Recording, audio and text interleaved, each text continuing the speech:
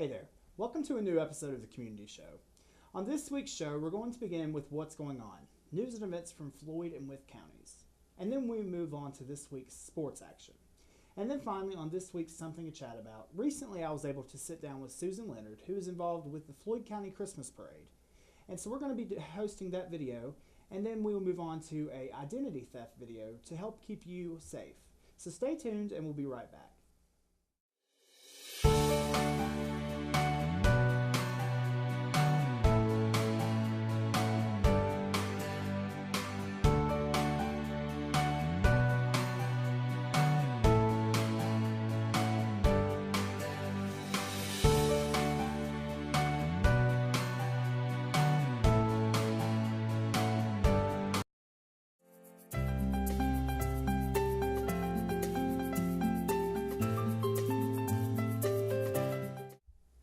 And now for this week's What's Going On. We will begin with What's Going On in Wythe Counties, sponsored by the Wytheville Enterprise. A family issue drew Nancy A. Wright and Anita A. Hammer into the nursing profession 35 years ago. The tradition of caring for others has bound the sisters to their jobs at Wythe County Community Hospital ever since. Hammer noted that her mom was diagnosed with breast cancer in the spring of 1973. And back then there was no such thing as pain control or hospice. They had to learn how to take care of their mother and give her injections of morphine to control her pain before she died in June 1976. Their mother was the late Juanita Ruth Littrell Arnold of Wythe County. She was the secretary and bookkeeper of Max Meadows Elementary School for many years. Two of the sisters' aunts were nurses. They were Peggy McAllister and Doris Braley. Another aunt in the nursing profession was Donna Ogle. Both sisters are graduates of Fort Chiwell High School. Thanksgiving Day will be a time of giving thanks to at least 655 families in Wythe and Bland counties. There will be holiday food on their tables Thursday because of a ministry of All Nations Church of God in Wytheville. Pastor Chad Dunford noted that their goal was 1,000 food bags, but they fell short of that number, but they're still up 500 from last year. Food for Families was instituted by the church as a ministry in 2012. The project includes collecting or buying food for an average family for a Thanksgiving meal. Again this year, the congregation donated all the non-perishable items, including corn, green beans, gravy, instant potatoes, and brownie mix for each food bag. Members also bought $10 gift cards for each food bag to purchase for a ham or a turkey. Next, Wythe County Animal Control is investigating a claim that a dog bit by an Ivanhoe Road woman several times Friday afternoon and broke her wrist. The department would not comment on the incident. I cannot offer any additional comments on this ongoing case, the county's information officer Jeremy Farley stated in an email Monday afternoon. According to Wythe County Sheriff Doug King, his office received a report from the Emergency Dispatch Center concerning the case. He said the center dispatched animal control to Ivanhoe Road at 4:47 p.m. on Friday. King said that the report indicated an unnamed female told dispatch that she had been bitten several times by a dog that she thought had attacked her arm and broken it in the attack. Next, the community is gearing up to help those in need during the holidays. Clubs, civic groups, students, churches, and individuals are ready to gather toys and stuff stockings as the big day approaches. Most of the bounty will be distributed through the Wythe County Department of Social Services, which acts as a clearinghouse for the gifts through its Santa Shop Operation St. Nick program. It's not our project, it's a community project. We just tried to pull it all together, said Esther Hyder, who oversees the Santa Shop for DSS. Throughout the holiday season, Wythe DSS receives donations of toys and financial contributions and sponsors for families throughout the community and civics clubs, churches, Wythe County Community Hospital, and businesses including the Chamber of Commerce and the WYVE. Organizations, schools, and individuals also contribute. In addition to the community donations of toys, Wythe Department of Social Services spends thousands of dollars on toys and gift cards for its Santa Shop. All of the money is from a community donation since the shop is not a budgeted line item for DSS. Last year, DSS spent $11,000. Shoppers recently got a jump on Christmas on Saturday thanks to the annual Wytheville Women's Club Arts and Crafts Mart. Held at the Wytheville Meeting Center, the mart offered something for everyone, from jewelry to jam to totes and tatting. More than 30 vendors participated in the market, including an Austinville family. Mother Sue Bailey, along with daughters Christy Cullop and Cheryl Crook, make up the willow tree. Together they make artificial flower arrangements, wreaths, primitives, and more. And now for what's going on in Floyd, sponsored by the Floyd Press. A 92-year-old Floyd County man has been missing since November 16th after he went home in the fog from a church event. Last week, authorities conducted an extensive search of the area near the Blue Ridge Parkway in which Robert Bob Schmidt was last seen. Schmidt drives a 1996 maroon Buick Avenue. A committee of supervisors and representatives of the first responder groups recommended to the Board of Supervisors last week that a new schedule for replacement of equipment needs to happen.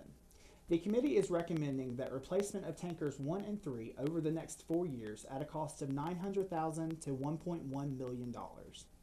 Updating 3 rescue squads units over the next 4 years at a cost of $360,000 to $400,000 by buying 1 entirely new unit and putting new chassis under refurbished boxes of the remaining 2. The board is to study the recommendations. Hollingsworth & Bowes is investing $6.1 million locally to add manufacturing capability, produce product now currently manufactured only in the United Kingdom, and create 17 new jobs right here in Floyd County. The company has operated in Floyd for nearly 40 years. A Floyd County woman who has been battling a serious illness since 2009 will return for a checkup and treatment at National Jewish Health in Denver, Colorado over the Thanksgiving holiday. Along with her physical challenges, her family continues to struggle with the mounting expenses. Carol Akerd, who suffers from a life-changing lung disease called MAC, is scheduled to have CT scans, lab work, and respiratory therapy. In fall of 2011, she was told that she had a serious condition in which the airways that carry air in and out of the lungs are damaged. Often caused by an infection of some type, this disease prevents the airways from clearing out mucus.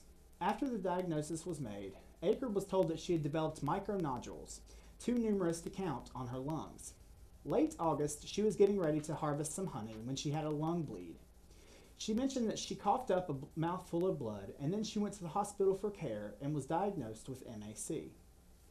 With Carol's treatment, it has been a struggle keeping up with the out-of-pocket expenses and deductibles. The couple pays a $1,245 insurance premium each month. Donations are being accepted for anyone who wants to help with the family's expenses.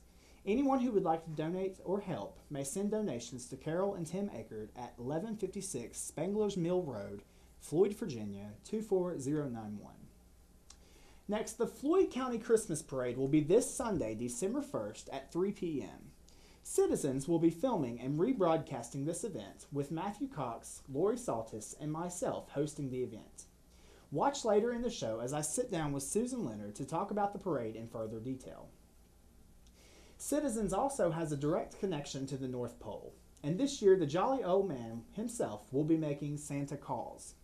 For a limited time, children, or those that are children at heart like myself, can call 745-IN-POLE or 745-6765 or call 276-625-6765 to hear Santa's voice and leave a message for Santa. If requested, Santa will return a call to the name and number provided in the message. Spread the word and make this a magical Christmas with Santa Calls. And finally, join the Chateau Morissette Winery as they hold their holiday tree lighting festivities on Saturday, November 30th, beginning at 3 p.m. Celebrate the holidays with Christmas carolers, ballet dancers, and other musicians. They plan to have barrel fires around the courtyard for you to enjoy while sipping wine and taking in the sounds of the holidays. At dusk, everyone will all gather around the tree for the grand illumination. Light refreshments will be served, and wine tastings are complimentary all day long. Current wine and gift sales will also continue at the Morissette shop. And that is all for this week's What's Going On. Stay tuned. Up next, we will have this week's sports action. Floyd Express Market at 609 East Main Street in Floyd is your local convenience store serving Floyd County since 1989. They offer easy access to both gas and diesel pumps and is a Virginia lottery retailer. Their deli, open daily, specializes in barbecue sandwiches, hot dogs, and homemade biscuits with ham, sausage, tenderloin, steak, chicken, and gravy. Floyd Express Market is open Sunday through Thursday, 5:30 a.m. to 11 p.m., and Friday and Saturday, 5:30 a.m. to midnight.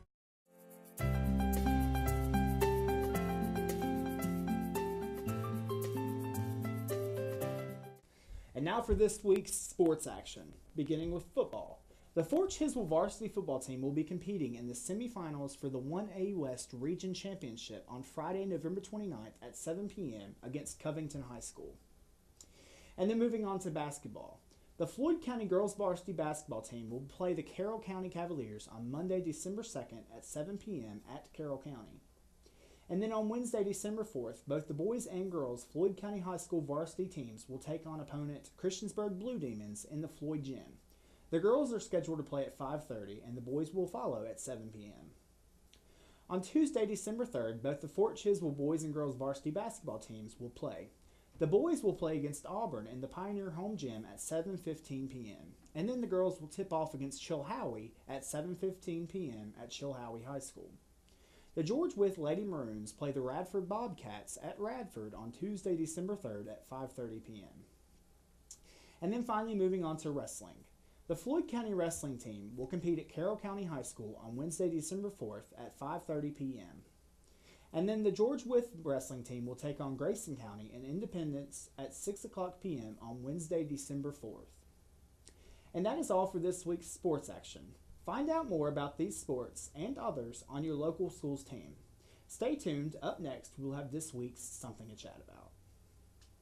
Bank of Floyd has been the bank thousands of Virginia families trust to manage their personal finances and grow their businesses. We understand that we need to earn our customers' business every time. And to do that, we need to know them. We focus on individual customer solutions. We're more than just your community bank, we're your neighbors. Bank of Floyd has our best interest, and I really appreciate that. Bank of Floyd, neighbors helping neighbors. That's what we do best. Experience the difference.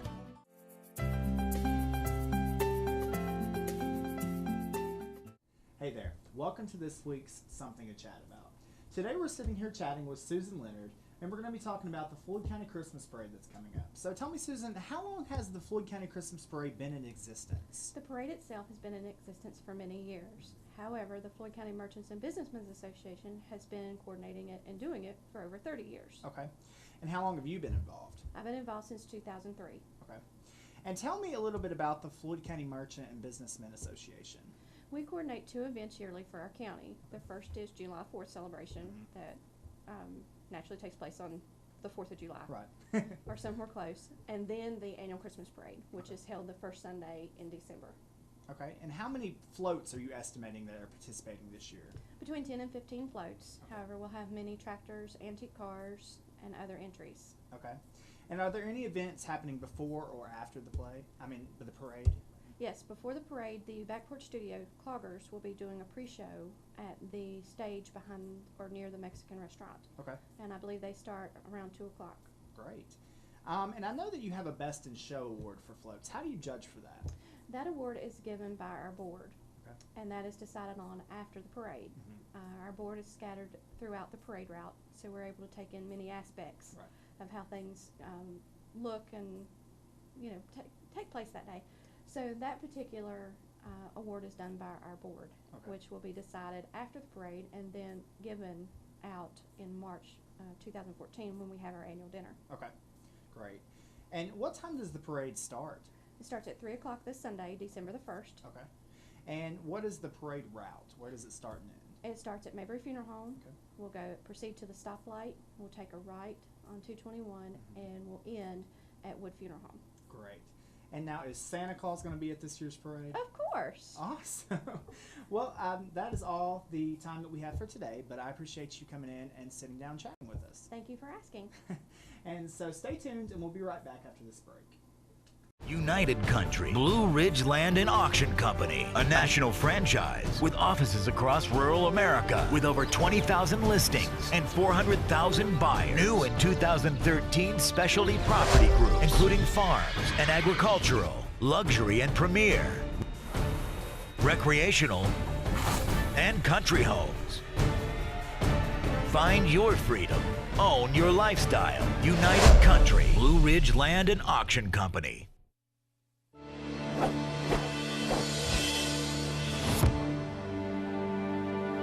Somebody took it away from me in the blink of an eye. In less than a month, this woman destroyed what I had worked for 15 years. I mean, your credit score is basically all you have. I was mugged, they got my information. It can really negatively affect your life. Then they went off with the information and basically became me. I feel it's a loss of control that someone's out there pretending to be you and doing things in your name that can come back to haunt you. Somebody was using my name and all my personal data. They'd done it all. I just didn't even know where to start. They had a long record. It's a terrible feeling. Identity theft. It happens when your personal information is stolen and used without your knowledge. It's a serious crime that can cost you time and money, ruin your credit, and destroy your good name. When I was a victim of identity theft, my mail had been stolen. I was shopping at a grocery store and someone took my wallet. I think I made a purchase and they stole all my debit card information. My briefcase had been tampered with, and when I looked in it, I saw that my passport and my driver's license, which I had in there, had been taken. Identity theft happens when someone takes information about you and then uses it to commit fraud. Identity theft is very serious. We know that identity fraud in its various forms has affected 10 million people in any given year. And what that means in dollars is that it's a loss to businesses of about $50 billion. On top of that, victims of identity theft have spent $5 billion trying to undo this harm. Everyone needs to be conscious that identity theft is real. When you get news that your identity has been potentially stolen, it's sort of this open-ended problem that has occurred, and you don't know what's going to come of it. No one's immune, which isn't to say that we're powerless. There's a lot we can do to deter, detect, and defend ourselves. My identity was stolen when I was mugged. It is pretty traumatic, especially how it happened to me. They got my information and it happened. Then they went off with the information and basically became me when they went to charging items in stores. Identity thieves can only take advantage of you if you give them information or if they obtain information about you. So what you want to do is take steps to make it less likely that your information falls into the wrong hands. There are many ways that you can do that. And the first is to stop and look in your wallet. What are you carrying around? And if you lose your wallet, are you giving somebody else an opportunity to commit identity theft? So avoid carrying around any identification that has your social security number on it in your wallet, because that can be used very easily and efficiently by identity thieves. They could have your name, they could have your birth date, but if they don't have your social security number, they're not going to get very far. But all they really need is a social security number, and they can misspell your name and still get credit. The only place that social security card number should be is in your head and protected somewhere at home where you keep your other valuables. And if someone asks you to provide a social security number, ask them why they need it, how they're going to keep it, how they're going to safeguard it, because you don't want that number to fall into the wrong hands. I had an incident that I thought was a valid reason to give out information until they asked for my social security number. I went as far as the first 3 digits. I thought, gee, they don't need that. And then I hung up. This is a crime. You have to think when you're at home, protect your identity. Don't leave around your personal documents, your date of birth. Somebody could come into your home and have immediate access to that information. You also have to be careful about your trash. Now, a lot of people routinely receive things in the mail, maybe bank statements, credit card statements, or health insurance forms, and if they don't need them, they just throw them away in the trash. They shouldn't do that. Everyone should invest in a shredder. So before they dispose of these critical documents, you shred them. Identity thieves, don't worry about getting their hands dirty. They will go through your trash to retrieve these documents. They go where the information is. They'll steal your mail, they will steal your trash, they'll steal your wallet, and that's how they get information about you. Deter identity theft. Protect your social security number. Shred financial documents and paperwork with any personal information before you throw them out. Never give out personal information on the phone or internet unless you know who you are dealing with.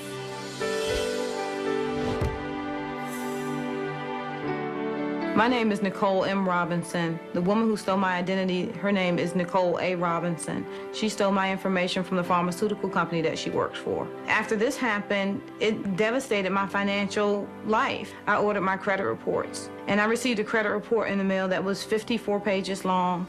It had over 170 accounts, 140 of them were in collections. It had 42 different names and 65 different addresses on it. Not only was somebody else reaping the benefits of my good credit, I could no longer have access to my own good credit. And I cried. I cried every day for 3 months. On top of the financial and the time that people spend in resolving these issues, it's an emotional burden on victims. My life before the identity theft case was wonderful. In less than a month, this woman destroyed what I had worked for 15 years.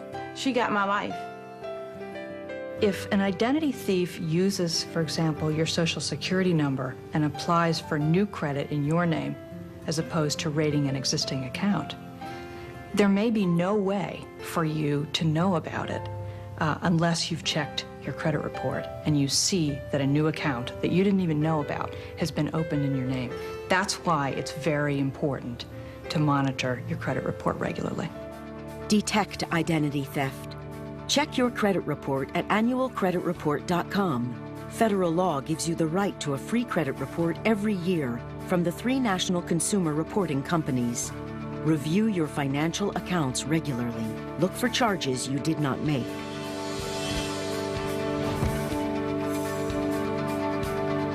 When someone realizes that they're a victim of identity theft, it's like getting a kick in the gut. You know, you feel paralyzed for a moment, but it's really essential for victims to move quickly and deliberately in starting to resolve the problems that arise from identity theft. I did what everybody knows to do, and that's call your credit card companies and cancel your credit cards. However, that's not enough. There was one major bit of information I did not have, and that was to call the 3 major credit bureaus. And I did not do that, and what happened was this person then went back. She was able to reopen the credit cards that I canceled. She was also able to open new credit cards in my name. If you find you've become a victim of identity theft, the first thing you need to do is contact one of the 3 major credit reporting agencies and have them put a fraud alert on your file. You got to take it seriously. You even suspect it, you got to put fraud alerts on. You got to take the steps to protect yourself, and you got to inform yourself about what to do so that when it does happen to you, you can do it quickly because time is critical. You next want to contact each of the creditors or other institutions where your information has been misused. Then you follow up in writing and dispute these accounts and get a letter from them resolving these disputed fraudulent accounts. The FTC has an affidavit, which in my case I used, to write out your explanation of what happened that you can then use to submit to creditors trying to collect on fraudulent accounts. When you're trying to tell them, look, my identity was stolen, it helps prove it to them. You next want to contact your local police department, report the crime, and get a copy of the police report. You should contact the police immediately, because otherwise you have no proof that there was a crime. It's very important that you report it to the police, because there are certain agencies that you need or we recommend that you contact, and they're probably going to refer you back to the police department to see if you have a police report or not. And finally, you need to contact the Federal Trade Commission online at ftc.gov/ID theft or call us toll-free at 877-ID theft to report this to us. Defend against identity theft. Call the 3 credit reporting companies and place a fraud alert on your credit report. Then ask for the free credit report you're entitled to. Close any accounts that you suspect have been tampered with or opened fraudulently. Start by calling the security or fraud department of each company. Follow up in writing and include copies of supporting documents. File a police report. Contact the FTC. Your information also helps law enforcement officials across the country to track down and stop ID thieves. Let's treat our personal information as we would our cash. Let's safeguard it, whether we're at home, whether it's in our purse or our wallet, or at our office. Your personal information is cash, and in the wrong hands, it can destroy your life. The FTC plays a central role in helping victims avoid and recover from identity theft.